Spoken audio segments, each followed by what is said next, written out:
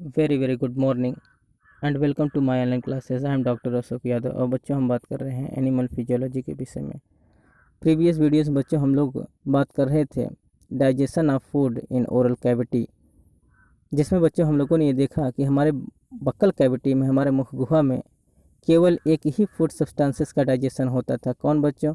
Carbohydrate के रूप में। स्टार्च का पाचन किस में होता था बच्चों? माल्टोज के रूप में, अर्थात डाइसेक्राइड्स में कन्वर्ट होता था।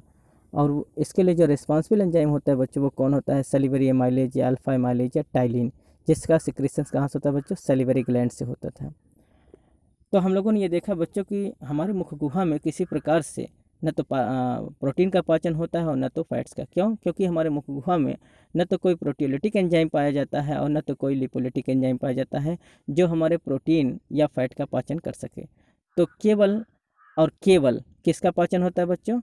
कार्बोहाइड्रेट का पाचन होता है, जिसमें स्टार्च किस में कन्वर्ट होता है? माल्टोज में। और वो भी बच्चों केवल 30%, 30%। इसलिए कि हमारे मुख गुहा में बहुत समय तक भोजन रुकता नहीं है, क्योंकि हम जैसे ही भोजन को लेते हैं, कुछ लोग तो भोजन को अच्छे से चबाते हैं, कुछ लोग तो चबाते भी नहीं, सीधे क्या करते हैं बच्चों? निगल जाते हैं। इसलिए बहुत कम समय के लिए हमारा भोजन क्या करता है बच्चों? यहाँ टिकता है, जिससे जो हमारा स्टार्च होता है वो किस में कन्वर्ट हो पाता है? माल्टोज के रूप में। जब बच्चों हम भोजन को कुछ समय तक रुक कर चबाएंगे, तब क्या होता है? स्टार्च माल्टोज में टूटता है, जिसकी वजह से हमको, जब हम रोटी खाते हैं तो जब कुछ मिनट तक हम चबाते रहते हैं तो हमको मिठास महसूस होता है, हमको मीठापन की अनुभूति होती है। क्यों? क्योंकि वो स्टार्च किस में कन्वर्ट होता है? माल्टोज में। तो हम लोगों ने ये देख लिया था कि यहाँ केवल 30% ही स्टार्च का पाचन किस में होता है? माल्टोज का। रिमेनिंग जो 70% होता है बच्चों, इसका पाचन कहाँ होता है? हमारे ड्यूडिनम में, अर्थात स्मॉल इंटेस्टाइन में। तो यहाँ तक हम लोगों ने जान लिया था कि हमारे मुख गुहा में न तो प्रोटीन का पाचन होता है, न तो फैट का पाचन होता है। केवल 30% स्टार्च का पाचन किस रूप में होता है? माल्टोज के रूप में। तो यहाँ तक बच्चों हम लोगों ने अच्छे से पढ़ लिया था। आज आइए बच्चों, हम लोग बात करेंगे digestion of food in stomach के विषय में। हम देखते हैं कि स्टमक में भोजन का पाचन कैसे होता है और कौन कौन से भोज्य पदार्थों का पाचन यहाँ संभव हो सकता है। तो आइए बात करते हैं। तो एक चीज़ और हम लोग जान लेते हैं बच्चों, जिस प्रकार से हम लोगों ने बक्कल कैविटी में देखा था कि डाइजेशन दो प्रकार से होता था, physical digestion as well as the chemical digestion, जिसमें हमारे प्री मोलर और मोलर क्या करते थे? भोजन को चिविंग करने का काम करते थे, भोजन को छोटे छोटे पार्ट में तोड़ने का काम करते थे। साथ ही साथ हमारा जो सलाइवा होता है बच्चों, हमारे टंग के साथ मिक्सअप हो जाता था और वो क्या करता है? बोलस के रूप में बन जाता था। ये काम क्या होता है बच्चों? फिजिकल डाइजेशन कहलाता है, जो हमारे मुख गुहा में होता था।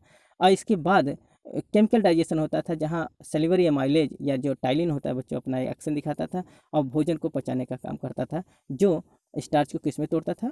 माल्टोज में। ठीक इसी प्रकार से बच्चों हमारे स्टमक के अंदर भी दो प्रकार से डाइजेशन देखने को मिलेगा। कौन कौन? Physical digestion as well as the chemical digestion. तो आज आइए पहले हम बात करते हैं फिजिकल डाइजेशन कैसे होता है। तो जब भोजन को हम अच्छे से मुख गुहा में नहीं चबाते हैं बच्चों, तो क्या करते हैं? सीधे हम कहाँ छोड़ देते हैं? स्टमक में। तो जो काम मुख गुहा नहीं, हमारे दांत नहीं कर पाए, हमारे मुख नहीं कर पाए बच्चों, वो काम हमारे स्टमक को करना पड़ता है। तो हमारे स्टमक के अंदर भी वही मूवमेंट होता है, अर्थात भोजन को क्रश करने का काम चलता है। वहाँ पेरिस्टल्टिक मूवमेंट चलता है, वहाँ चर्निंग ऑफ फूड होता है बच्चों, जो भोजन को क्या करता है? एकदम लेई के आकार में बना देता है, लेई के रूप में कन्वर्ट कर देता है। तो यहाँ भी फिजिकल डाइजेशन कैसे होता है आज बात करते हैं। The peristaltic wave start when food has entered the stomach. जैसे ही भोजन हमारे स्टमक के अंदर आता है बच्चों, यहाँ भी पेरिस्टल्टिक वेव स्टार्ट हो जाता है, पेरिस्टल्टिक मोमेंट स्टार्ट हो जाता है। और ये पेरिस्टल्टिक मोमेंट कराते कौन है बच्चों? हमारे स्टमक के अंदर। जैसा कि हम लोगों ने पिछले वीडियोस में बहुत अच्छे से जान लिया है बच्चों कि पूरे जीआईटी में, पूरे एलिमेंट्री कैनाल में केवल एक स्थान को छोड़ दिया जाए तो सब जगह दो प्रकार के मसल्स पाए जाते थे। कौन कौन बच्चों? Longitudinal muscles as well as the circular muscles. लेकिन जो एक थैली जैसा संरचना होता है, जिसको हम स्टमक कहते हैं, स्टमक के अंदर तीन प्रकार के मसल्स हमको देखने को मिलते हैं। कौन कौन? Longitudinal muscles, circular muscles as well as the oblique muscle. ठीक बच्चों, तो ये तीनों मसल लेयर क्या होते हैं बच्चों? ये क्या करते हैं? पेरिस्टल्टिक मूवमेंट को स्टार्ट कराते हैं, और जहाँ चर्निंग ऑफ फूड होता है, जहाँ भोजन का क्रशिंग होता है, और फिर वो क्या करता है बच्चों? भोजन जो होता है काइम के रूप में कन्वर्ट होता है। ठीक बच्चों, जैसा कि आप इस फिगर में देखिए, तो ये देखिए muscles layer, longitudinal muscles layer, circular muscles layer and oblique muscle layer. ये तीनों मसल लेयर क्या होते हैं बच्चों, ये देखिए ये इनर सरफेस पर एक फोल्ड पाया जाता है, एक अंगुली जैसा उभार देखने को मिलता है जिसको हम रूकी कहते हैं। तो रूकी के साथ मिलकर ये क्या करते हैं, भोजन को, जैसे ग्राइंडिंग मशीन होता है बच्चों, जिस प्रकार से ग्राइंडर के अंदर फ्लैप पाए जाते हैं, बहुत सारे 3-4 फ्लैप होते हैं और भोजन को क्या करते हैं बच्चों, बिल्कुल मिक्सअप करते हैं। ठीक इसी प्रकार से हमारा स्टमक भी बिल्कुल ग्राइंडर के रूप में काम करता है, ग्राइंडर मशीन के रूप में काम करता है। वहाँ पे फ्लैपी जैसा कार्य होता है, rugae longitudinal muscles, circular muscle as well as the longitudinal muscle के साथ। और भोजन क्या करता है बच्चों, चर्निंग करता है, चर्निंग ऑफ फूड होता है। ठीक बच्चों, ठीक उसी प्रकार से जिस प्रकार से मिक्सर मशीन्स के अंदर मटेरियल मिक्सअप होते हैं। ठीक बच्चों, तो यहाँ क्या होता है बच्चों, churning of food takes place in stomach due to the peristalsis. Peristalsis के कारण यहाँ भोजन का चर्निंग होता है, which converts it into the thick pulpy mass called as the chyme, जो क्या करता है बच्चों, भोजन को एकदम थिक, घना, एकदम गाढ़ा और पल्पी मास के रूप में कन्वर्ट कर देता है, लेई के रूप में बना देता है, जिसको हम काइम कहते हैं। तो ये प्रक्रिया क्या होता है बच्चों, it is the type of the physical digestion which is takes place inside the inner wall of the stomach. Stomach के इनर वॉल के अंदर हो रहा है, स्टमक के ल्यूमेन में हो रहा है। और किसकी वजह से बच्चों, due to the presence of the longitudinal muscles, circular muscles as well as the oblique muscles with respect to rugae, rugae के साथ मिलकर ये सब काम हो रहा है। जहाँ क्या होता है बच्चों, भोजन का चर्निंग हो रहा है, churning moment of the food हो रहा है और भोजन किस रूप में बदल जा रहा है, काइम के रूप में। तो ये फिजिकल डाइजेशन होता है। ठीक बच्चों, इसी समय जब ये काम चल रहा है तो और भी क्या क्रियाएं होती हैं यहाँ। The cardiac sphincter and pyloric sphincter are close during the churning. Very very most important बच्चों, जैसा कि आप रिकॉल करिए और देखिए कि हमने बताया था कि स्टमक, जैसे ही ड्यूडेनम से भोजन स्टमक में आता है तो यहाँ एक, सॉरी ड्यूडेनम का, आसोफेगस से भोजन जो स्टमक में आता है बच्चों, तो आसोफेगस और स्टमक के बीच में एक स्फिंक्टर पाया जाता है, एक वॉल पाया जाता है, जिसको हम क्या कहते थे बच्चों, गैस्ट्रो आसोफेजियल स्फिंक्टर, या फिर हम इसको कार्डियक स्फिंक्टर भी कहते हैं। तो एक स्फिंक्टर यहाँ पाया जाता है। दूसरा स्फिंक्टर यहाँ पाया जाता है बच्चों, जब हमारा स्टमक कहाँ ओपन करता है, ड्यूडेनम में। तो ड्यूडेनम और स्टमक के बीच में भी एक, जो ये स्टमक का पाइलोरिक पार्ट होता है बच्चों यहाँ, तो यहाँ भी एक स्फिंक्टर पाया जाता है, तो इसको हम पाइलोरिक स्फिंक्टर कहते हैं। ये दो स्फिंक्टर पाए जाते हैं जो क्या करते हैं बच्चों, हमारे स्टमक के भोजन को अंदर रोकने का काम करते हैं। क्यों? क्योंकि ये दोनों वाल्व बंद हो जाते हैं।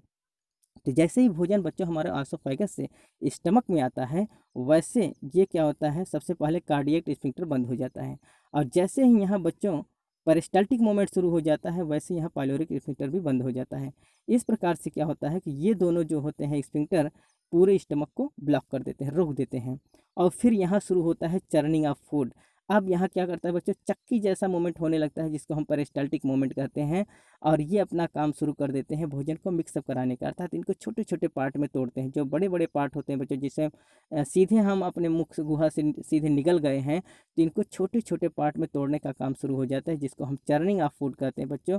और उस समय क्या होता है कि cardiac sphincter as well as the pyloric sphincter दोनों क्या होते हैं बच्चों, बंद हो जाते हैं। It is very very most important. वो इसलिए बंद हो जाते हैं बच्चों कि जिससे भोजन का बैक फ्लो हमारे आसोफेगस में ना होने पाए और ना तो ड्यूडेनम में होने पाए। ठीक बच्चों, तो बैक फ्लो को रोकने के लिए नेचर ने दो स्फिंक्टर बना दिया, दो वाल्व बना दिया है, जो हमारे स्टमक को क्लोज किए रखते हैं। ठीक बच्चों, it is very very most important. The pyloric aperture open with each peristaltic wave. Very very most important, जितना एक पेरिस्टाल्टिक मोमेंट, प्रत्येक पेरिस्टाल्टिक मोमेंट में जब एक बार पेरिस्टाल्टिक मोमेंट करता है, ठीक उसी प्रकार से बच्चों जब जैसे कुछ मटेरियल जब हमारे स्टमक में पच जाता है, यहाँ कुछ पच जाते हैं बच्चों, तो ये क्या होता है, ये ओपनिंग खुल जाता है, पाइलोरिक स्फिंक्टर या पाइलोरिक अपर्चर खुल जाता है। और फिर डाइजेस्टेड मटेरियल क्या होते हैं, ड्यूडेनम के अंदर चले जाते हैं। जैसे ही वो डिसेंड कर जाता है बच्चों, फिर ये बंद हो जाता है। फिर यहाँ क्या होता है, पेरिस्टाल्टिक मोमेंट शुरू होता है। फिर जब कुछ पार्टिकल्स पच जाते हैं, कुछ मटेरियल, तो ये फिर क्या होता है बच्चों, ये अपर्चर, पाइलोरिक अपर्चर खुल जाता है और फिर ये ड्यूडेनम में आ जाते हैं। तो इस प्रकार से हम कहें तो प्रत्येक पेरिस्टाल्टिक वेब में पाइलोरिक अपर्चर क्या होता है बच्चों, ओपन करता है और डाइजेस्टेड मटेरियल क्या होता है बच्चों, हमारे ड्यूडेनम में आ जाते हैं, permitting a small quantity of chyme enter into the duodenum. तो इसमें क्या होता है बच्चों, कुछ मात्रा में, सूक्ष्म मात्रा में जो काइम बने रहते हैं बच्चों, अर्थात जो बोलस से किस रूप में कन्वर्ट हो चुके हैं, काइम के रूप में कन्वर्ट हो चुके हैं बच्चों, वो हमारे ड्यूडेनम के अंदर फर्दर डाइजेशन के लिए भेज दिए जाते हैं। ठीक बच्चों, अर्थात कंप्लीटली डाइजेशन के लिए ड्यूडेनम में भेज दिए जाते हैं। प्रत्येक पेरिस्टाल्टिक मोमेंट में एक बार ये पाइलोरिक अपर्चर खुलता है और स्मॉल क्वांटिटी में जो काइम बने रहते हैं बच्चों अंदर, वो क्या होते हैं, हमारे ड्यूडेनम के अंदर भेज दिए जाते हैं। क्योंकि भोजन जो हमारा मुख गुहा से आता है बच्चों, वो आसोफेगस के थ्रू और फेरिंग्स के थ्रू बच्चों, वो किस रूप में आता है, बोलस के रूप में आता है। और जब यहाँ चर्निंग मोमेंट होने लगता है, पेरिस्टाल्टिक मोमेंट होने लगता है बच्चों, तो ये काइम में बदल जाता है। जब काइम के रूप में बन जाता है, लेई के रूप में बन जाता है बच्चों, वो फिर ड्यूडेनम में फर्दर डाइजेशन के लिए भेजा जाता है। ठीक बच्चों, तो प्रत्येक पेरिस्टाल्टिक मोमेंट में ये प्रक्रिया होती रहती है। It is very very most important. अगला है बच्चों, क्या इसका और इम्पॉर्टेंट काम है? डाइजेशन के साथ साथ स्टमक का जो सबसे मेन फंक्शन है बच्चों, ये क्या है? Storation. It is very very most important. Storage of food is main role of stomach. तो स्टमक का क्या होता है बच्चों? डाइजेशन के साथ साथ इसका सबसे मेन रोल जो होता है वो स्टोरेशन का होता है। अब ध्यान दीजिए कि जब हम लोग भोजन को करते हैं बच्चों, भोजन को निगलते हैं, तो भोजन हमारे स्टमक में जाकर कुछ समय तक के लिए रुकता है। सब जगह तो डाइजेशन की प्रक्रिया शुरू होती है, लेकिन स्टमक में बच्चों हमारा भोजन कुछ समय के लिए स्टे करता है। कितना? 2 से 4 घंटे के लिए। जो वेजिटेरियन फूड होते हैं बच्चों, वो तो जल्दी पच जाते हैं, और जो नॉन वेजिटेरियन फूड होते हैं वो कुछ लॉन्ग समय के लिए रुके रहते हैं। और जो वेजिटेरियन होते हैं वो पचते हैं और आगे की ओर प्रोसेस करते हैं, बहुत जल्दी से आगे डाइजेस्ट होकर आगे की ओर बढ़ जाते हैं। ठीक बच्चों, इस प्रकार से अगर हम इस फिगर में देखें तो ये देखिए, ये लाइनिंग ऑफ मसल्स है। लाइनिंग ऑफ मसल्स, ये अंदर की मांसपेशियाँ, इनकी लाइनिंग हो, जैसे कि मसल्स ले मैंने बताया कि longitudinal muscle, circular muscle as well as the oblique muscle, 3 muscles पाए जाते हैं। और ये मसल्स लेयर जो है बच्चों, ये रिस्पॉन्सिबल होते हैं चर्निंग मूवमेंट कराने के लिए। ठीक बच्चों, और ये जो स्फिंक्टर है, कार्डियक स्फिंक्टर, पाइलोरिक स्फिंक्टर, ये क्या होते हैं? जब हमारा peristaltic movement, churning of food होता रहता है बच्चों, तो ये दोनों ब्लॉक कर जाते हैं। और फिर जब काइम एक बार बन जाता है कुछ मात्रा में, तो ये पाइलोरिक स्फिंक्टर खुलता है और फिर यहाँ से काइम नीचे की ओर आ जाता है ड्यूडेनम में। फिर इसको बंद कर दिया जाता है। फिर जैसे ही काइम बन जाता है, फिर ड्यूडेनम से नीचे की ओर आता है।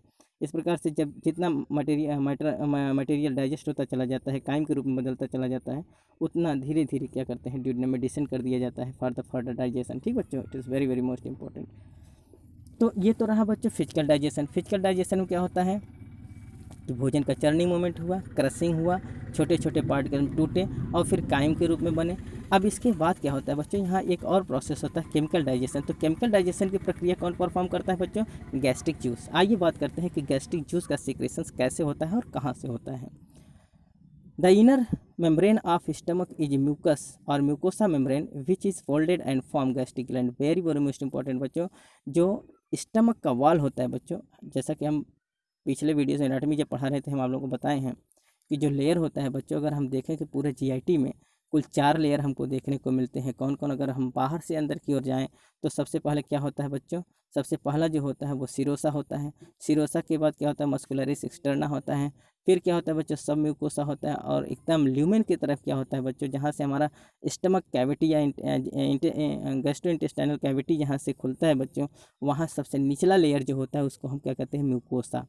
तो यहाँ हम देख रहे हैं बच्चों, जो म्यूकोसा होता है, इनर मेम्ब्रेन होता है, वहाँ बहुत सारे फोल्ड हमको देखने को मिलते हैं। और वो सब फोल्ड मिलकर गैस्ट्रिक ग्लैंड का निर्माण करते हैं। क्या करते हैं बच्चों? गैस्ट्रिक ग्लैंड का निर्माण करते हैं। अगर हम देखें बच्चों, तो जो हमारा स्टमक होता है, जो इसका इनर लेयर होता है जिसको हम म्यूकोसा कहते हैं, उसमें एक इन्वेजिनेशन देखने को मिलता है। नीचे की ओर आप देखेंगे तो ऐसे इन्वेजिनेशन हमको दिखाई देता है। ठीक बच्चों, और वो नीचे की ओर पिट जैसा, बिल्कुल दरार जैसा नीचे की ओर धंसा होता है, जिसको हम क्या कहते हैं बच्चों? गैस्ट्रिक पिट कहते हैं। और इस गैस्ट्रिक पिट में बहुत सारे ऐसे सेल पाए जाते हैं, और ये सब सेल क्या करते हैं बच्चों? आपस में मिलकर एक ग्लैंड का निर्माण करते हैं, जिसको हम गैस्ट्रिक ग्लैंड कहते हैं। और इस गैस्ट्रिक ग्लैंड के अंदर ये जितनी कोशिकाएं होती हैं बच्चों, सेल्स होते हैं, ये सेल्स अपना अपना सिक्रेशन रिलीज करते हैं। और सभी सिक्रेशन जो होते हैं बच्चों, इस ल्यूमेन के अंदर खुलते हैं, इस पिट के अंदर खुलते हैं, इस गैस्ट्रिक ग्लैंड के अंदर खुलते हैं, जिसको हम गैस्ट्रिक जूस कहते हैं। ठीक बच्चों, तो यही इसमें बताया जा रहा है कि गैस्ट्रिक जूस का सिक्रेशन गैस्ट्रिक ग्लैंड से होता है। और ये गैस्ट्रिक ग्लैंड क्या होते हैं बच्चों? Each gastric gland contains 4 types of the cells. प्रत्येक गैस्ट्रिक ग्लैंड में 4 प्रकार की कोशिकाएं होती हैं। और ये चारों कोशिकाएं जो होती हैं, ये 4 डिफरेंट प्रकार के जूस का सिक्रेशन करती हैं, जिसको हम गैस्ट्रिक जूस कहते हैं। अगर सभी कंपोजिशंस को मिला दिया जाए, सभी सेल्स से सभी सिक्रेशंस को मिला दिया जाए, तो उनके सामूहिक रूप को हम क्या कहते हैं बच्चों? जब सब एक साथ मिश्रण को हम पढ़ते हैं तो उसको हम गैस्ट्रिक जूस कहते हैं। तो डिफरेंट प्रकार की कोशिकाओं से रिलीज जो जूस होते हैं, जो सिक्रेशंस होते हैं, वो गैस्ट्रिक जूस का निर्माण करते हैं, जो गैस्ट्रिक पिट से होकर हमारे जो स्टमक कैविटी है बच्चों, स्टमक कैविटी के अंदर रिलीज होते हैं, खुलते हैं। It is very very most important. तो देखते हैं बच्चों कौन कौन से सेल होते हैं। तो सबसे पहला सेल क्या होता है बच्चों? Mucus cell. जैसा कि आप इस फिगर को पहले देख लें तो आपको अच्छे से समझ में आ जाएगा। देखिए ये, तो ये जो होता है बच्चों, ये स्टमक का ल्यूमेन है, जिसको हम स्टमक कैविटी कहते हैं। और स्टमक कैविटी में ये देखिए बच्चों, ये सब क्या है, ये कोशिकाएं हैं। इधर आप देखेंगे तो ये एक प्रकार का इन्वेजिनेशन दिखाई दे रहा है, और ये इन्वेजिनेशन जो है बच्चों, इसको हम गैस्ट्रिक पिट कहते हैं। यहाँ क्या है बच्चों, इसको हम, यहाँ जो रिमार्क किया गया है आप इसको ध्यान से देखिए, तो ये जो डिनोट किया गया है इसको हम क्या कहते हैं, गैस्ट्रिक पिट कहते हैं। ये जो ओपनिंग होता है ये गैस्ट्रिक पिट कहलाता है। तो ये क्या है, गैस्ट्रिक पिट क्या होता है बच्चों, विभिन्न प्रकार की कोशिकाओं से मिलकर बना होता है। तो इस पूरे पार्ट को हम गैस्ट्रिक ग्लैंड कहते हैं। तो गैस्ट्रिक ग्लैंड क्या होता है बच्चों, डिफरेंट प्रकार की कोशिकाओं से मिलकर, आप ये देख रहे हैं कि बहुत डिफरेंट प्रकार की कोशिकाएं हैं। ये सब कोशिकाएं मिलकर एक ग्लैंड का निर्माण करती हैं, और प्रत्येक कोशिकाओं से बच्चों सिक्रीशंस होते हैं, विभिन्न प्रकार के एंजाइम्स का सिक्रीशंस होता है, जो क्या करते हैं, गैस्ट्रिक जूस का निर्माण करते हैं। तो आइए बात करते हैं कौन कौन से सिक्रीशंस होते हैं। तो सबसे ऊपर का जो आप सेल देख रहे हैं इसको हम क्या कहते हैं, म्यूकस सेल कहते हैं। क्या कहते हैं बच्चों, म्यूकस सेल कहते हैं, या फिर म्यूकस नेक सेल कहते हैं। और इस म्यूकस नेक सेल के द्वारा क्या होता है, इसको हम गॉबलेट सेल भी कहते हैं। क्या कहते हैं बच्चों, goblet cell. It is very very most important. इस गॉबलेट सेल से म्यूकस का सिक्रेशंस होता है, जो हमारे स्टमक की लाइनिंग अर्थात स्टमक के वाल को प्रोटेक्शन प्रदान करता है।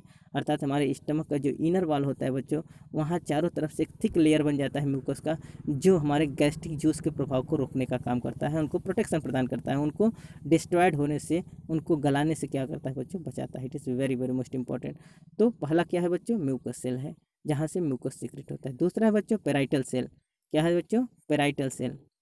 इस पेराइटल सेल से क्या होता है बच्चों, HCl हार्मोन्स का सिक्रेशन, इसको हम चाहे पेराइटल सेल या ऑक्जेंटिक सेल भी कहते हैं। और यहाँ से क्या होता है बच्चों, हाइड्रोक्लोरिक एसिड का सिक्रेशन होता है। किसका बच्चों, हाइड्रोक्लोरिक एसिड का सिक्रेशन होता है। अगला जो होता है बच्चों, उसको हम चीफ सेल कहते हैं या जाइमोजन सेल कहते हैं। ठीक बच्चों, चीफ सेल कहते हैं या जाइमोजन सेल कहते हैं। और इस सेल से दो प्रोटियोलिटिक एंजाइम का सिक्रेशन होता है, जो किस फेज में होते हैं बच्चों, इनएक्टिव फेज में होते हैं, जैसे प्रोपेप्सिन एंड प्रोरेनिन। प्रोपेप्सिन और prorennin is a type of the proteolytic enzyme which is secrete in inactive form में। और इसको क्या करता है बच्चों, हाइड्रोक्लोरिक एसिड एक्टिव बनाने का काम करता है। साथ ही साथ यहाँ से एक लाइपोलिटिक एंजाइम के रूप में बच्चों गैस्ट्रिक लाइपेज का भी सिक्रेशन यहाँ से होता है। तो चीफ सेल से क्या होता है बच्चों, एंजाइम का सिक्रेशन होता है, 3 प्रकार के enzyme, propepsin, prorennin and gastric lipase का सिक्रेशन कहाँ से होता है, चीफ सेल से। अगला जो सेल होता है बच्चों, वो होता है आर्जेंटिफिन सेल। और ये आर्जेंटिफिन सेल क्या होता है बच्चों, इंट्रिंसिक फैक्टर को रिलीज करता है, को सिक्रेट करता है। और ये जो इंट्रिंसिक फैक्टर होता है बच्चों, ये विटामिन B12 को एब्जॉर्प्शन कराने का काम करते हैं। It is very very most important बच्चों। आप इसको रिमार्क कर लेंगे कि जो इसमें आर्जेंटिफिन सेल होते हैं बच्चों, ये इंट्रिंसिक फैक्टर का सिक्रेशंस करते हैं, और यह इंट्रिंसिक फैक्टर क्या करते हैं बच्चों, विटामिन B12 का एब्जॉर्प्शन कराते हैं। ठीक बच्चों, तो इस प्रकार से हमने देखा कि बच्चों जो इनर सरफेस होता है हमारे इंटेस्टाइन सॉरी जो स्टमक का ल्यूमेन होता है, स्टमक का जो इनर मेम्ब्रेन होता है बच्चों, वहाँ बहुत सारे हमको फोल्ड देखने को मिलते हैं। और ये फोल्ड क्या होते हैं कि इनर इन्वेजिनेशन होता है, एक इन्वेजिनेशन देखने को मिलता है। और ये क्या होते हैं, बहुत सारी कोशिकाओं से मिलकर बने होते हैं, जिसको हम गैस्ट्रिक ग्लैंड कहते हैं।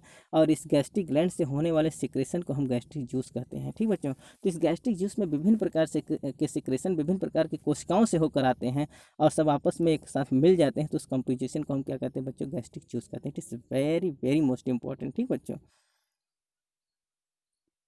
तो हम बात करते हैं बच्चों कि क्या होता है कि म्यूकस सेल जिसको हम गॉबलेट सेल कहते हैं, यहाँ से क्या निकलता है, म्यूकस का सिक्रेशन होता है। ऑक्जेंटिक सेल या पेराइटल सेल जिसको हम कहते हैं, वहाँ से क्या होता है बच्चों, हाइड्रोक्लोरिक एसिड का सिक्रेशन होता है। पेप्टिड सेल या जाइमोजन सेल या फिर हम इसको चीफ सेल कहते हैं, यहाँ से प्रोटियोलिटिक एंजाइम के रूप में दो प्रो एंजाइम्स के रूप में प्रोपेप्सिन और प्रोरेनिन का सिक्रेशन होता है। जबकि कुछ अमाउंट में, कुछ मात्रा में क्या होता है बच्चों, फैट हाइड्रोलिटिक एंजाइम के रूप में गैस्ट्रिक लाइपेज का सिक्रेशन कहाँ से होता है, चीफ सेल से होता है या जाइमोजन सेल से होता है। ठीक है, it is very very most important. जबकि चौथा सेल होता है जिसको हम आर्जेंटिफिन सेल कहते हैं बच्चों, यहाँ से इंट्रिंसिक फैक्टर का सिक्रेशन होता है, जो विटामिन B12 के एब्जॉर्प्शन में अपना इंपॉर्टेंट रोल प्ले करते हैं। It is very very most important.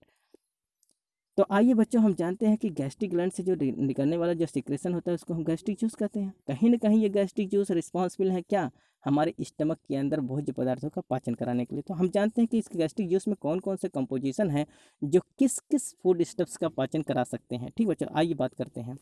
तो हम देखते हैं बच्चों की जो स्टमक के अंदर गैस्ट्रिक जूस का सिक्रेशन होता है, सबसे पहले उसके पीएच को जानते हैं, कोई किस पीएच पर, किस मीडियम पर काम करता है। तो इसका पीएच जो होता है बच्चों 1.5 to 3 होता है। अर्थात हम ये कहें तो हाईली एसिडिक मीडियम है, अर्थात यहाँ का जो इन्वायरमेंट होता है बच्चों हाईली एसिडिक होता है। सबसे ज़्यादा एसिडिक मीडियम पे काम कर रहा है कौन? स्टमक। क्यों? क्योंकि यहाँ क्या रिलीज होता है, अभी हम बात करते हैं।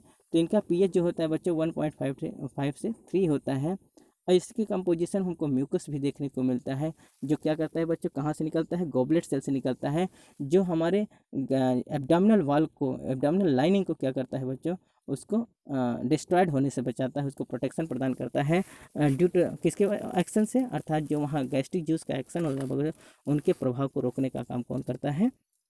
ये म्यूकस करता है।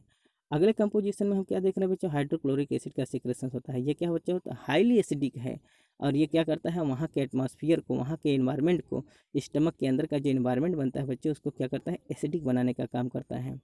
साथ ही साथ इसकी कंपोजिशन हम देख रहे हैं कि एंजाइम्स का सिक्रेशन होता है। एंजाइम में हम क्या करते हैं बच्चों? प्रोटीलिटिक एंजाइम के रूप में हम दो प्रोटीलिटिक एंजाइम के सिक्रेशंस को देख रहे हैं। कौन कौन से बच्चों? प्रोपेप्सिन और प्रोरेनिन का। ये दोनों एंजाइम क्या होते हैं बच्चों? इनएक्टिव फॉर्म में होते हैं, निष्क्रिय अवस्था में होते हैं, लेकिन जैसे ही ये HCl के इन कॉन्टैक्ट में आते हैं ये क्या हो जाते हैं बच्चों? एक्टिव हो जाते हैं, और फिर ये प्रोटीन का पाचन कराना शुरू कर देते हैं। और ये जो एक्टिव होने की प्रक्रिया है बच्चों ये कहाँ होता है? In the cavity of the stomach, stomach के कैविटी में होता है। दूसरा इनके कंपोजिशन के रूप में हम क्या देख रहे हैं बच्चों? लिपोलिटिक एंजाइम के रूप में वहाँ गैस्ट्रिक लाइपेज जो देखने को मिलता है, और ये क्या करेगा बच्चों? फैट को पाचन कराएगा। ठीक बच्चों, अब आइए हम बात करते हैं, जब हम पूरे इनके कंपोजिशंस को जान चुके हैं कि इनके गैस्ट्रिक जूस में क्या क्या चीज़ें पाई जाती हैं, तो अब हम इनके एक्शंस को देख लेते हैं कि इनका क्या क्या प्रभाव होगा, कैसे ये रोल करेंगे, किस प्रकार से फंक्शंस करेंगे और फूड स्टेप्स पर। तो आइए सबसे पहले हम बात करते हैं हाइड्रोक्लोरिक एसिड के विषय में, कि जो स्टमक के अंदर हाइड्रोक्लोरिक एसिड का सिक्रेशंस होता है वो अपना क्या रोल करता है। तो सबसे पहले हम जानते हैं हाइड्रोक्लोरिक एसिड के फंक्शंस के विषय में।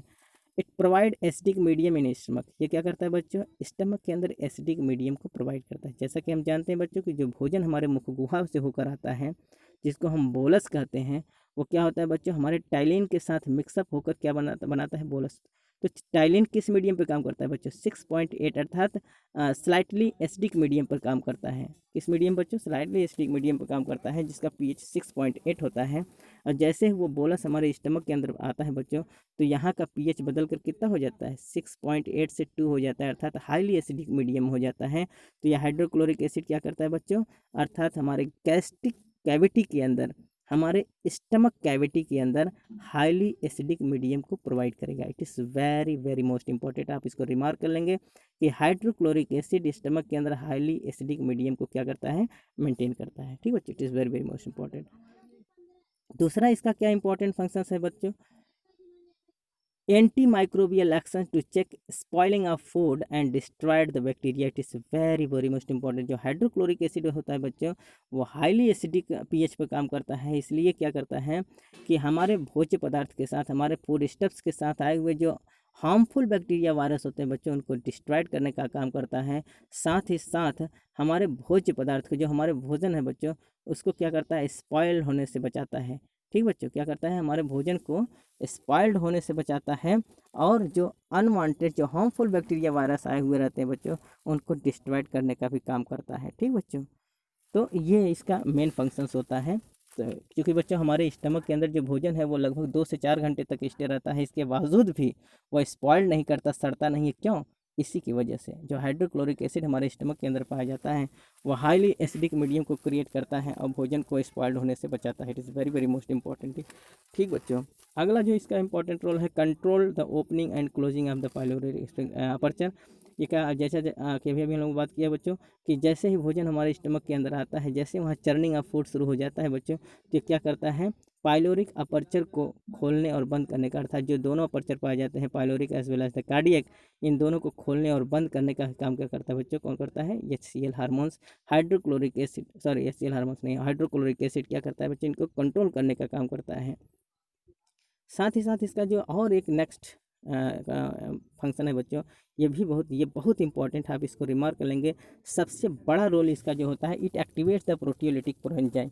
ये हाइड्रोक्लोरिक एसिड क्या होता है बच्चों कि जो हमारे कोशिकाएं होती हैं उन कोशिकाओं से रिलीज होने वाला जो प्रोटियोलिटिक एंजाइम निकल रहा है, जिसको हम प्रो एंजाइम कहते हैं बच्चों, उनको एक्टिवेट करने का काम करता है। तो कौन कौन से एंजाइम इनएक्टिव फॉर्म में निकलते हैं बच्चों? Propepsin and prorennin. ये दोनों एंजाइम क्या होते हैं बच्चों, कोशिकाओं से इनएक्टिव रूप में निकलते हैं, और जैसे ही वो हमारे स्टमक के ल्यूमेन में आते हैं, स्टमक के कैविटी में आते हैं बच्चों, वहाँ hydro hydro hydro hydrochloric acid secrete होता है, और ये हाइड्रोक्लोरिक एसिड प्रोपेप्सिन और प्रोरेनिन को एक्टिवेट कर देता है, और ये पेप्सिन और रेनिन के रूप में कन्वर्ट हो जाते हैं, जो एक्टिव फॉर्म में हो जाते हैं। तो इस प्रकार से इसका सबसे जो इम्पॉर्टेंट रोल है बच्चों, ये क्या है, प्रोटियोलिटिक प्रोएंजाइम को, जो इनएक्टिव प्रोएंजाइम हैं, इस प्रोएंजाइम को एंजाइम में बदलने का काम करता है, अर्थात एक्टिव एंजाइम के रूप में कन्वर्ट करने का काम करता है। आपके दिमाग में क्वेश्चन ये आ रहा होगा कि ये हमारी कोशिकाएं सीधे डायरेक्ट एक्टिव एंजाइम का सिक्रेशन क्यों नहीं कर देती, हमको इनएक्टिव एंजाइम सिक्रेट कराने की क्या आवश्यकता है, क्योंकि हाइड्रोक्लोरिक एसिड का क्या ज़रूरत है एक्शन करना, ये जो इनएक्टिव फॉर्म में निकल रहा है, ये एक्टिव फॉर्म में भी तो रिलीज हो सकते हैं। तो बात ये जाहिर है बच्चों, इसलिए नहीं होता है कि अगर हमारी कोशिकाएं पेप्सिन और रेनिन को एक्टिव फॉर्म में रिलीज कराएंगी, तो चूँकि ये दोनों एंजाइम जो होते हैं प्रोटियोलिटिक एंजाइम हैं, इसलिए कोशिका के अंदर पाए जाने वाले जो प्रोटीन होते हैं, वो प्रोटीन को ही डाइजेस्ट करना शुरू कर देंगे, और हमारी जितनी भी कोशिकाएं हैं वो क्या हो जाएंगी, डिस्ट्रॉयड हो जाएंगी, बर्बाद हो जाएंगे, और फिर वहाँ से एंजाइम का सिक्रेशन नहीं हो जाएगा, जिससे हमारा पूरा डाइजेस्टिव सिस्टम इफेक्टेड हो जाएगा। ठीक बच्चों, इसलिए ये प्रोपेप्सिन और प्रोरेनिन के रूप में हमारे जब स्टमक में आती हैं, तो स्टमक हाइड्रोक्लोरिक एसिड को इनको एक्टिवेट करने का काम करता है। तब तक ये निष्क्रिय अवस्था में हमारे कोशिकाओं में बैठे रहते हैं, और कोशिकाएं इनको निष्क्रिय अवस्था में ही रिलीज करके हमारे स्टमक तक पहुंच जाती हैं। शेष काम हमारा हाइड्रोक्लोरिक एसिड कहाँ करता है बच्चों, स्टमक के ल्यूमेन में करता है, स्टमक की कैविटी के अंदर करता है। अब आपके दिमाग में दूसरा क्वेश्चन एक और आ रहा होगा कि जिस प्रकार से ये कोशिकाओं से निकल कर इनएक्टिव फेम जो हमारे स्टमक के अंदर पहुंची हैं, स्टमक में हाइड्रोक्लोरिक एसिड जब इनको एक्टिवेट करा देता है, तो ये एक्टिव पेप्सिन और रेनिन के रूप में हो जाते हैं। तब तो ये स्टमक के अंदर की जो सेल हैं, चूँकि स्टमक भी एक सेल है, तो इसके अंदर की भी जो वॉल है उसको वो भी प्रोटीन से मिलकर बना है, तो उनको भी डाइजेस्ट करा सकते हैं।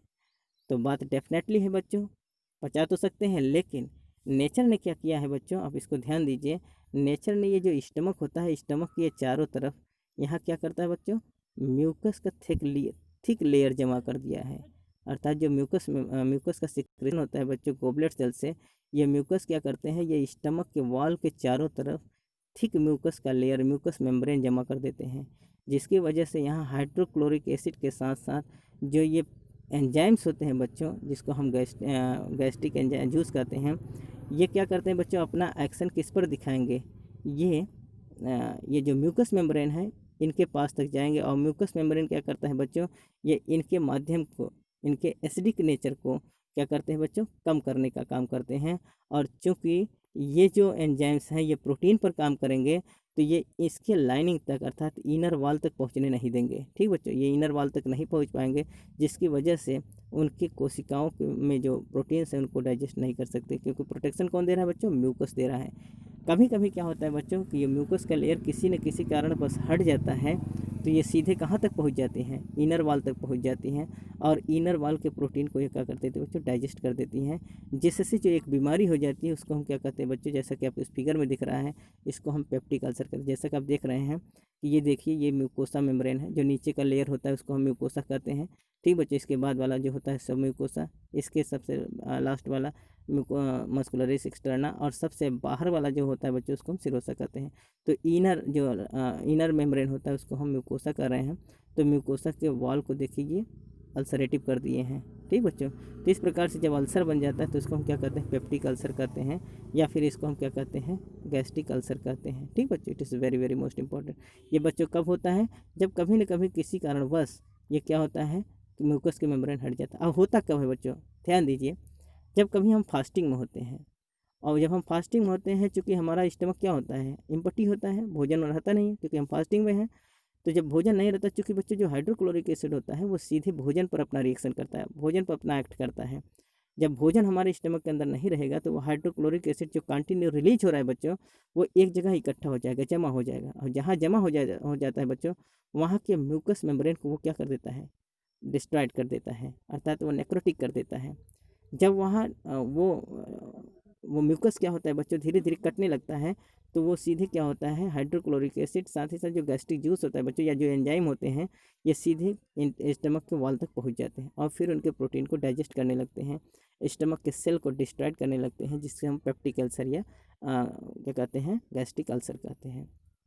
इस अवस्था में हम लोग करते क्या, जब इसीलिए बच्चों जब हम कभी फास्टिंग करते हैं तो फास्टिंग करने के बाद जब व्रत तोड़वाया जाता है तो सबसे पहले हमको विटामिन सी दिया जाता है, अर्थात हमको मौसमी का रस दिया जाता है, या फिर कोई संतरे का जूस दिया जाता है, जिससे क्या होता है, क्योंकि विटामिन सी बहुत फास्ट हीलिंग का काम करता है, बहुत जल्दी वाउंड को हील करता है, इसलिए सबसे पहले जब हमको जूस पिलाया जाएगा तो हमारा अल्सर जो घाव है बच्चों वो बंद हो जाएगा, कम हो जाएगा, और फिर हमको भोजन दिया जाता है।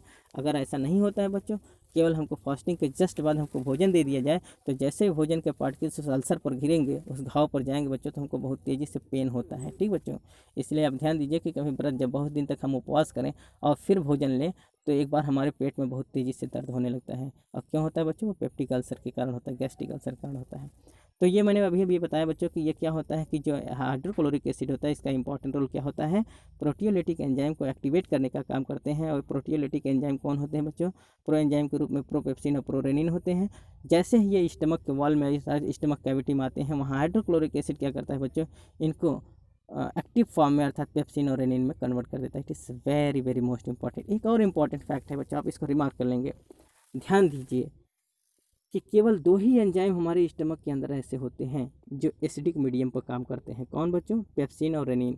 पेप्सिन और रेनिन ही 2 ऐसे एंजाइम्स हैं जो हमारे एसिडिक मीडियम पर काम करते हैं। रिमेनिंग और जो एंजाइम्स होते हैं बच्चों, वो या तो न्यूट्रल पीएच पर काम करेंगे या तो फिर स्लाइटली एल्कलाइन मीडियम पर काम करते हैं। It is very very most important बच्चों, ये अपने में एक इंपॉर्टेंट क्वेश्चन है, आप इसको रिमार्क कर लेंगे। ये बार बार कम्पिटिटिव एग्जाम में पूछा जाता है कि which enzyme is acts on the acidic medium. तो एसिडिक मीडियम में केवल पेप्सिन और रेनिन ही एसिडिक मीडियम में काम करते हैं, और जितने भी और एंजाइम्स होते हैं बच्चों, वो स्लाइटली एल्कलाइन मीडियम पे काम करेंगे या तो फिर न्यूट्रल पीएच पे काम करते हैं। It is very very most important. ठीक बच्चों, तो आइए बच्चों, जब हम लोगों ने ये जान ही लिया है कि किस प्रकार से हमारे प्रोपेप्सिन और प्रोरेनिन एक्टिव होते हैं, हाइड्रोक्लोरिक एसिड के साथ मिलकर ये एक्टिवेट हो जाते हैं, कहाँ बच्चों, हमारे स्टमक ल्यूमेन में, स्टमक कैविटी में। जब हमारे स्टमक के अंदर आ जाते हैं तब कोशिकाओं से निकल कर, क्योंकि इनका सिक्रेशन कहाँ से होता है, कोशिकाओं से। तो जब कोशिकाओं से निकल कर हमारे ग्लैंड के माध्यम से बाहर आ जाएंगे हमारे स्टमक कैविटी में, तब इनको हाइड्रोक्लोरिक एसिड क्या कर देता है, एक्टिवेट करता है। आइए बात करते हैं, जब एक्टिवेट हो जाएंगे तो पेप्सिन और रेनिन का क्या इंपॉर्टेंट रोल होता है। अब पेप्सिन क्या करता है बच्चों, कि हमारे भोज्य पदार्थ में आया हुआ जो प्रोटीन होता है, उस प्रोटीन को किस में कन्वर्ट करेगा बच्चों, पेप्टोन्स में और प्रोटियोसिस में, अर्थात इनको छोटे छोटे पार्टिकल्स में तोड़ देगा। जो कॉम्प्लेक्स प्रोटीन के रूप में हमारे भोज्य पदार्थ हैं बच्चों, जो हमारे भोज्य पदार्थ में कॉम्प्लेक्स प्रोटीन के मॉलिक्यूल आते हैं, वो पेप्सिन क्या करता है, क्योंकि अब ये एक्टिव हो चुका है बच्चों, तो ये क्या करेगा, प्रोटीन को पेप्टोन्स और प्रोटियोसिस में तोड़ देता है। साथ ही साथ रेनिन क्या काम करता है बच्चों, आप एक पहले इसको जानिए कि रेनिन जो होता है बच्चों, वो एडल्ट के केस में नहीं पाया जाता, खासतौर से ह्यूमन में जो प्रोटीन का पाचन होता है बच्चों, वो अडल्ट ह्यूमन में जो होता है वो पेप्सिन कराता है। जबकि जो इन्फेंट होते हैं या जो चाइल्ड होते हैं बच्चों, उनमें प्रोटीन का पाचन कराने के लिए जो रेस्पॉन्सिबल एंजाइम होता है बच्चों, वो रेनिन होता है। ठीक बच्चों, रेनिन जो होता है ये किसका पाचन करता है बच्चों, दुग्ध प्रोटीन का पाचन करता है। और दुग्ध प्रोटीन के रूप में कौन होता है बच्चों, केसिन, CASEIN। केसिन एक प्रकार का क्या होता है बच्चों, इसको हम मिल्क प्रोटीन कहते हैं या फास्फो प्रोटीन कहते हैं, क्योंकि इसमें फास्फोरस पाया जाता है, इसलिए हम इसको फास्फो प्रोटीन भी कहते हैं। और ये किस अवस्था में होता है बच्चों, लिक्विड फॉर्म होता है। जैसे ही केसिन जैसे दूध प्रोटीन जो केसिन होता है बच्चों, उसको रेनिन क्या करता है, पैरा कैसिन में बदल देता है। फिर ये कैल्शियम आयन के संपर्क में आकर कैल्शियम पैरा कैसिनेट में बदल जाता है, जिसको हम कहते हैं कोगुलेशन ऑफ मिल्क, और ये सॉलिड फॉर्म में कन्वर्ट हो जाता है। It is very very most important बच्चों। केसिन रेनिन का केवल इतना ही काम होता है कि दुग्ध प्रोटीन के रूप में जो केसिन पाया जाता है बच्चों, उसको पैरा कैसिन में बदल देता है। फिर कैल्शियम के, क्योंकि दूध में क्या पाया जाता है, कैल्शियम भी पाया जाता है, और फिर कैल्शियम क्या करता है बच्चों, पैरा कैसिन को कैल्शियम पैरा कैसिनेट में बदल देता है। इस प्रक्रिया को हम कर्डिंग ऑफ मिल्क कहते हैं या कोगुलेशन ऑफ मिल्क कहते हैं, जो दूध से दही बनने का प्रोसेस होता है। ठीक बच्चों, इसीलिए आप ध्यान दीजिए कि जब कभी बच्चों को दूध पिलाया जाए और फिर वो किसी कारणवश उल्टी कर दें, तो वो दूध का उल्टी नहीं करते बच्चों, किसका उल्टी करते हैं, दही का उल्टी। क्यों, क्योंकि अब ये जैसे ही बच्चे दूध अंदर की ओर लेते हैं, वैसे ही ये जो दूध है केसिन प्रोटीन, वो क्या करता है, रेनिन एंजाइम सिक्रीट होता है, और वो दुग्ध प्रोटीन को पैरा कैसीन बदल देता है और कैल्शियम आयन के संपर्क में आकर ये क्या हो जाएंगे, कैल्शियम पैरा कैसिनेट बदल जाते हैं, जिससे मिल्क किस में कन्वर्ट हो जाता है, कर्ड में, दूध से दही बन जाता है और वो दही की उल्टी करते हैं। ठीक बच्चों, अडल्ट जो होते हैं बच्चों वो कभी भी दूध का पाचन नहीं कर सकते। क्यों? क्योंकि हम लोग क्या होता है बच्चों, हम लोगों में प्रोटीन के पाचन के लिए जो रिस्पॉन्सिबल एंजाइम है क्या है, पेप्सिन, हम लोगों में रेनिन नहीं पाया जाता है, इसलिए हम दूध का पाचन नहीं कर सकते। ठीक बच्चों, अब देखिए जब ये दूध से दही बन जाता है तो ये दही जो है जिसको हम कैल्शियम पैराकैसिनेट कहते हैं बच्चों, इसको पचाने के लिए फिर पेप्सिन एंजाइम काम करेगा और ये पेप्सिन क्या करेगा, ठीक इसी प्रकार से प्रोटीन को पेप्टोन्स और प्रोटियोसिस में बदल देता है। इसलिए बच्चों हम लोग ये दही है तो अडल्ट जो होते हैं वो दही का पाचन तो कर सकते हैं, दूध का पाचन नहीं कर सकते। क्यों? क्योंकि दूध के पाचन के लिए रिस्पॉन्सिबल जो एंजाइम होता है, जो रेनिन होता है बच्चों, इसका पाचन अडल्ट में नहीं होता, सॉरी इसका सिक्रेशन अडल्ट में नहीं होता। रेनिन का सिक्रेशन कहाँ होता है, इन्फेंट के अंदर होता है, या जो चाइल्ड होते हैं, जो लैक्टेड जो फीडिंग करने वाले बच्चे होते हैं बच्चों, उनमें रेनिन क्या होता है, पाया जाता है और ये क्या होता है, दूध प्रोटीन कैसीन को पैरा कैसीन बदलते हैं और फिर ये कैल्शियम आयन के साथ संपर्क में आकर कैल्शियम पैरा कैसीन बदल जाता है। इस पूरे प्रक्रिया को हम कार्डिंग ऑफ मिल्क कहते हैं। एक और इम्पॉर्टेंट फैक्ट ये है बच्चों कि जब बच्चे केसिन अर्थात दूध पीते हैं तो वो केसिन बदल जाता है, जब कैल्शियम पैरा कैसिनेट तो सॉलिड हो जाता है, जिसकी वजह से ये बहुत समय तक के लिए क्या होता है बच्चों, पेट में बहुत समय तक स्टे करता है और इसका पाचन कुछ समय बाद होता है, इसलिए बच्चों को भूख नहीं लगता है। अगर ये बच्चों सॉलिड रूप में कैल्शियम पैरा कैसिनेट न कन्वर्ट होता, सीधे केसिन के रूप में एब्जॉर्व होता, तो बहुत जल्दी जल्दी दूध का एब्जॉर्प्शन होता चला जाता है और बच्चे जल्दी जल्दी भूख का अनुभूति करते हैं और जल्दी जल्दी रोने लगते हैं। इसलिए बच्चों नेचर ने ऐसा बनाया है कि इनका जो दूध है वो दही में कन्वर्ट हो जाता है और ठोस रूप में हमारे स्टमक के अंदर जाकर बैठ जाते हैं और इनका पाचन कुछ समय बाद होता है और फिर उनको भूख नहीं लगता है। It is very very most important. ठीक बच्चों, आइए बच्चों इस प्रकार से हम लोगों ने देखा कि स्टमक के अंदर मेन रूप से केवल प्रोटीन का पाचन होता है। सबसे ज़्यादा किसका पाचन होता है बच्चों, प्रोटीन का। तो मेनली यहाँ प्रोटीन का पाचन होता है, लेकिन पार्शियली यहाँ फैट का भी पाचन होता है। तो बात करते हैं, क्योंकि एक एंजाइम इसमें और पाया जाता है, लिपिलिटिक एंजाइम के रूप में क्या पाया जाता है बच्चों, गैस्ट्रिक लाइपेज पाया जाता है। तो यहाँ क्या होता है बच्चों, पार्शियल डाइजेशन ऑफ फैट, यहाँ फैट का पार्शियल डाइजेशन होता है, सूक्ष्म पाचन होता है। क्यों? क्योंकि यहाँ वीक एंजाइम के रूप में गैस्ट्रिक लाइपेज पाया जाता है, जो इमल्सिफाइड फैट का केवल पाचन करता है। किसका बच्चों, इमल्सिफाइड फैट का पाचन करता है। इमल्सिफाइड फैट क्या होता है बच्चों, इमल्सिफाइड फैट के रूप में हमारे भोज्य पदार्थ में कौन आते हैं, जैसे बटर आता है, चीज़ आता है। ठीक बच्चों, जो बटर होते हैं और चीज़, ये इमल्सिफाइड फैट के रूप में होते हैं जिनका पाचन हम कर सकते हैं। जो हमारा स्टमक होता है बच्चों, स्टमक किसका पाचन कर सकता है, केवल इमल्सिफाइड फैट के रूप में बटर और चीज़ का। चूँकि ये इमल्सिफाइड, अब हम एक बात करें बच्चों, हम लोग ये जानते हैं कि हमारे स्टमक के अंदर केवल इमल्सिफाइड फैट का पाचन क्यों हो रहा है, इसलिए हो रहा है क्योंकि कॉम्प्लेक्स फैट के रूप में ऑयल और घी का पाचन हम तभी कर पाएंगे जब बाइल साल्ट आता है। तो बाइल इमल्सिफाइड कराने का काम, इमल्सिफाइड फैट, जब तक हम फैट का इमल्सिफिकेशन नहीं करेंगे तब तक उसका कम्प्लीटली डाइजेशन नहीं हो सकता। और इमल्सिफिकेशन की प्रक्रिया कहाँ होती है बच्चों, ड्यूडेनम में होती है। जब हमारे लीवर से जो बनने वाला बाइल साल्ट है बच्चों, वो गॉल ब्लैडर में आता है और गॉल ब्लैडर से वो कहाँ आता है बच्चों, जैसे कि आप स्पीकर में देखें, ये जो लीवर से बाइल साल्ट का सिंथेसिस होता है और ये फिर आकर यहाँ ड्यूडेनम में खुलता है बच्चों, और इस पार्ट को हम कहते हैं हिपैटो पैंक्रियाटिक लोब्यूल। तो ये स्टमक स्टमक के बाद जो हमारा स्मॉल इंटेस्टाइन का पहला पार्ट ड्यूडेनम होता है बच्चों, वहाँ बाइल साल्ट आकर खुलता है। इसलिए टोटल जो फैट का, जो कम्प्लेक्स फैट का डाइजेशन होता है बच्चों, वो हमारा ड्यूडेनम में ही हो सकता है, स्टमक में नहीं हो सकता। क्यों? क्योंकि स्टमक में बाइल साल्ट नहीं पाया जाता। जब तक हमारे कम्प्लेक्स फैट के रूप में घी या ऑयल का इमल्सिफिकेशन नहीं होगा तब तक उसका पाचन संभव नहीं है। इसलिए बच्चों हमारे स्टमक के अंदर केवल पार्शियल डाइजेशन होता है, किसका, फैट का। किसकी वजह से? क्योंकि यहाँ वीक लिपोलिटिक एंजाइम पाया जाता है, कौन, गैस्ट्रिक लाइपेज, जो केवल इमल्सिफाइड फैट के रूप में बटर और चीज़ का ही डाइजेशन कर सकता है, जो इमल्सिफाइड फैट को फैटी एसिड और ग्लिसरॉल में बदलने का काम करता है। ठीक बच्चों, तो ये क्या करता है, इमल्सिफाइड फैट को किस में कन्वर्ट करता है, फैटी एसिड ग्लिसरॉल में, in the presence of the gastric lipase. क्योंकि एक प्रकार का वीक फैट डाइजेस्टिव एंजाइम्स होता है, इसलिए ये केवल इमल्सिफाइड फैट को ही पचा पाएगा। It is very very most important. No digestion of oil and ghee like complex fat in stomach, इसलिए स्टमक में किसी भी कॉम्प्लेक्स फैट के रूप में ऑयल और घी का पाचन नहीं हो सकता। ठीक बच्चों, जैसा कि आप इस फिगर में देखिए बच्चों, तो ये क्या है, कॉम्प्लेक्स फैट के रूप में ऑयल या घी है। इसका सरफेस एरिया बच्चों बहुत कम होता है। क्यों? क्योंकि ये हाइड्रोफोबिक नेचर को शो करता है, ये वाटर हेटिंग होता है, इसलिए ये वाटर के साथ मिसफिल नहीं हो सकता, वाटर के साथ डिजॉल्व नहीं हो सकता, और ये वाटर से पृथक रहेगा और इसका सरफेस एरिया कम रहेगा। जब इसका सरफेस एरिया कम रहेगा बच्चों, तो लाइपेज जो है बहुत ज़्यादा इसके साथ एडहेयर नहीं कर पाएंगे, बहुत कम ही जुड़ सकते हैं। जब इनके साथ बहुत कम जुड़ पाएंगे तो इसका पाचन वो कर नहीं पाएंगे, क्योंकि पाचन करने के लिए ज़्यादा से ज़्यादा लाइपेज एंजाइम का एक्शन होना ज़रूरी है। तो होता क्या है बच्चों कि जब फैट के मॉलिक्यूल्स होते हैं तो हमारे लीवर से आने वाला जो बाइल साल्ट्स होता है वो सीधे इनके साथ आता है और क्या करता है बच्चों, इनके साथ डिटर्जेंट एक्शंस को शो करता है।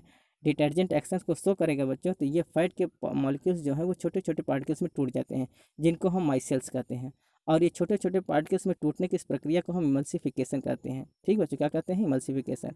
और ये प्रक्रिया कहाँ होता है बच्चों? हमारे ड्यूडेनम में होता है, जहाँ हमारे हिपैटोपैंक्रेटिक लोब्यूल्स आते हैं, और यहाँ से हमारा जो कॉमन बाइल डक्ट होता है बच्चों, इसके माध्यम से बाइल साल्ट्स आकर ड्यूडेनम में खुलता है, और फिर ये फैट के मॉलिक्यूल्स को इमल्सिफाइड फैट में कन्वर्ट कर देते हैं। और जब ये छोटे छोटे पार्ट में टूट जाते हैं बच्चों, तो ज़्यादा से ज़्यादा लाइपेज इनके साथ एडहेयर कर जाते हैं, और फिर ये लाइपेज अल्टीमेटली फैट को डाइजेस्ट करने का काम करते हैं। तो ये क्या होता है बच्चों, आप ध्यान दीजिए कि कभी कभी आप देखिए जब अ, घी या ऑयल्स के ड्रॉप को आप पानी में डालिए, और वो चूँकि वो पानी में जब उसके ड्रॉप को डालेंगे तो वो पानी से बिल्कुल पृथक दिखाई देगा, वो मिलेगा नहीं। और जैसे ही आप उसमें डिटर्जेंट डाल देंगे, ठीक बच्चों, अगर आप उसमें डिटर्जेंट कुछ मात्रा में डाल दीजिए, तो अब फिर उसको आप थोड़ा सा सिंक करेंगे, तो आप देखेंगे कि वो छोटे छोटे पार्टिकल्स में उसके ड्रॉपलेट्स टूट जाते हैं। और जब वो छोटे छोटे पार्टिकल्स में टूट जाते हैं तो उसी को हम क्या कहते हैं बच्चों? इमल्सिफाइड फैट कहते हैं। इमल्सिफिकेशन हो जाता है, जो उसमें डिटर्जेंट एक्शन से हो जाता है उसी को हम इमल्सिफिकेशन। अगर आप इसको थोड़ा सा और अच्छे से समझने की कोशिश करिए, तो जैसे हम अपने सर में अपने बाल में तेल लगा लें और फिर उसको पानी से धुलें, तो वो नहीं धुलता है, वो चिपका रहता है। और जैसे हम उसमें शैम्पू या साबुन से धुलना शुरू कर देते हैं बच्चों, तो क्या होता है, वैसे ही तुरंत वो जो ऑयल्स के ड्रॉपलेट्स हैं हमारे बाल से क्या हो जाते हैं? बाहर हो जाते हैं। इसी प्रक्रिया को हम एमल्सिफिकेशन कहते हैं। क्यों? क्योंकि उसमें डिटर्जेंट एक्शंस हुआ, जैसे ही सॉफ्टनिफिकेशन होगा, जैसे ही उसमें इसी प्रकार से हमारा बाइल साल्ट्स भी काम करता है, अर्थात डिटर्जेंट एक्शन शो करता है। तो जैसे ही ये क्या होते हैं बच्चों, बाइल साल्ट्स क्या होते हैं, हमारे फैट में डिजॉल्व होते हैं, फैट के साथ मिलते हैं, वैसे ये फैट जो होते हैं, जो बड़े बड़े कॉम्प्लेक्स फैट होते हैं बच्चों, छोटे छोटे पार्टिकल्स में टूट जाते हैं, जिसको हम माइसेल्स कहते हैं, और इस प्रक्रिया को हम इमल्सिफिकेशन कहते हैं। और ये इमल्सिफिकेशन की प्रक्रिया केवल और केवल ड्यूडेनम में होता है, स्मॉल इंटेस्टाइन में। क्यों? क्योंकि लीवर से बनने हुआ बाइल साल्ट जो कहाँ के खुलता है बच्चों? हमारे बक्को हिपैटोपैंक्रेटिक लोब्यूल्स में, अर्थात हमारे ड्यूडेनम में आकर खुलता है। ठीक बच्चों, it is very very most important. तो कॉम्प्लेक्स फैट का डाइजेशन कहाँ होता है बच्चों? हमारे ड्यूडेनल पार्ट में होता है। जबकि इमल्सिफाइड फैट के रूप में बटर और चीज़ का जो डाइजेशन होता है बच्चों, ये पार्शियली रूप से हमारे कहाँ हो जाता है? हमारे गैस्ट्रिक कैविटी में हो जाता है, हमारे स्टमक कैविटी में हो जाता है, जो फैटी एसिड ग्लिसरॉल में कन्वर्ट हो जाता है। It is very very most important. ठीक बच्चों, तो हम लोगों ने ये देखा बच्चों कि जो कम्प्लीटली हम लोगों ने देखा कि जो हमारे स्टमक के अंदर ज़्यादा से ज़्यादा किसका डाइजेशन होगा बच्चों? मेनली हमारे प्रोटीन का डाइजेशन होता है, और पार्शियली किसका डाइजेशन होगा बच्चों? फैट का डाइजेशन। एक चीज़ आपके दिमाग में और स्टॉक कर रहा होगा कि क्या कार्बोहाइड्रेट्स का पाचन यहाँ होता है? तो आप ध्यान दीजिए कि हमारे बक्कल कैविटी में जो हमारा बोलस था बच्चों, जो हमारा बोलस के रूप में जो भोज्य पदार्थ था, जिसमें टाइलिन लगा हुआ था, क्योंकि वहाँ छोटे छोटे पार्टिकल्स में जो भोज्य पदार्थ टूटे थे, उसके साथ हमारा टाइलिन भी मिक्सबिल है।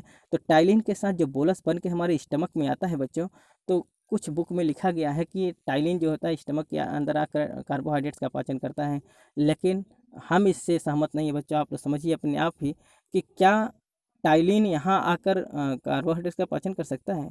नहीं। क्यों नहीं? क्योंकि टाइलिन वहाँ क्या होता है बच्चों, slightly alkaline sorry slightly acidic medium पे काम करता है, जहाँ उसका पीएच 6.8 था।